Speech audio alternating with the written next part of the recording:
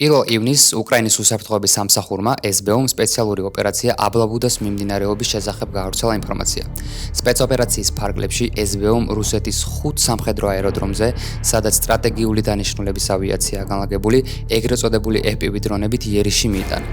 ოპერაციის ამსახველ ვიდეოებსა და სატელიტურ ფოტოებზე ნათლად ჩანს განადგურებული 11 სტრატეგიული ბომბდამშენი და 1 სატრანსპორტო თვითმფრინავი.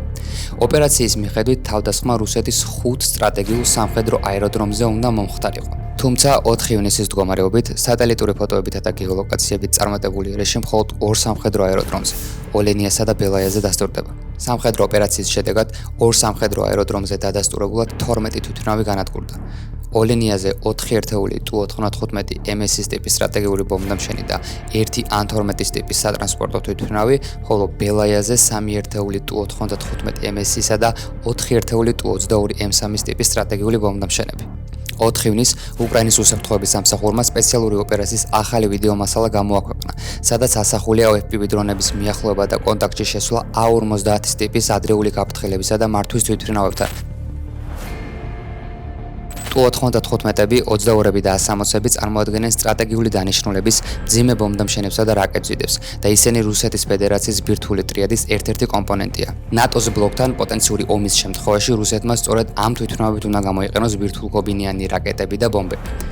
სწორედ ეს თვითმფრინავები ბომბავენ უკრაინის სამოქალაქო და სტრატეგიულ ინფრასტრუქტურას, სხვადასხვა ტიპის ფრთოსანი და ზებგერითი რაკეტების გამოყენებით.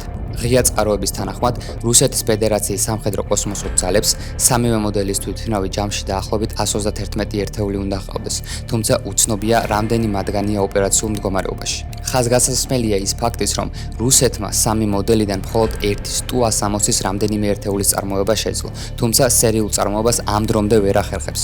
95-ებსა და 22-ებს ქვეყანა ვერ აწარმოებს, შესაბამისად, უკრაინის მხრიდან მიყენებული ზარალი აღუდგენელია. A-50 ტიპის შორეული მართვისა და აღმოჩენის თვითმფრინავი, ეგრეთ წოდებული AWACS-ის თვითმფრინავი, მას ასევე შეგვიძლია მფრინავი რადარის უწოდოთ, რომელსაც მაქსიმუმ 1000 კილომეტრის მანძილზე შეუძლია სამიზნეების აღმოჩენა და სხვადასხვა ტიპის თვითმფრინავებისთვის სამიზნეების გადაცემა.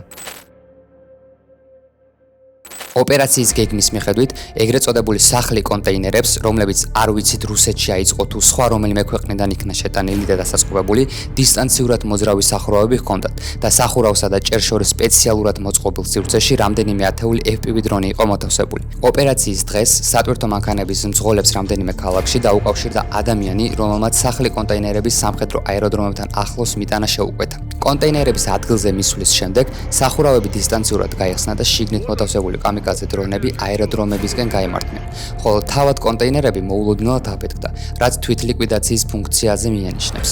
ერთ-ერთი ვერსიით, ინტერნეტ კავშირისთვის დრონებში მობილური ქსელის სიმბარათები იქნა გამოყენებული, რამაც მათი დისტანციურად მართვის საშუალება მისცა. რუსულ მედიაში გავრცელებული ცნობების თანახმად, იერიშამდე რამდენიმე დღით ადრე ქვეყანა დატოვა უკრაინელმა არტიომ ტიმოფეევმა, რომელიც სავარაუდოდ დაკავშირებული იყო აეროდრომებზე თავდასხმებთან. არსებული ვარაუდით, სწორედ არტიომს ეკუთვნოდა არსებული სატვირთო მანქანები. უკრაინის პრეზიდენტმა ვოლოდიმირ ზელენსკიმ, რომელსაც ოპერაცია პირად კონტროლზე ყავდა აყვანილი, A-17 დრონის გამოყენებაზე ისაუბრა.